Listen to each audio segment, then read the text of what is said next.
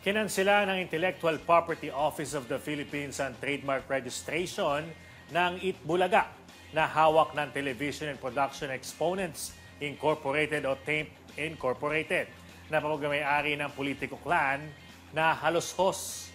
Ibig sabihin, kinampihan ng IPO ang kampo ni na dating Senate President Tito Soto at iginiit na sila ay ang may karapatan na irehistro ang Itbulaga o EB trademark dahil nakapagpresenta ang mga petitioners ng sapat na ebidensyang sila ang bumuo ng termino. Bigurin kasi ang tape na ipaliwanag ang kanilang pag-aangkin sa pangalan sa harap ng Bureau of Legal Affairs. Dagdag pa rito, hindi rin kinontrata ng mga halos-hos ang paliwanag ni na Tito, Vic at Joey kung paano nabuo ang Itbulaga na pangalan kaya mas pumanig ang IPO sa mga petitioners.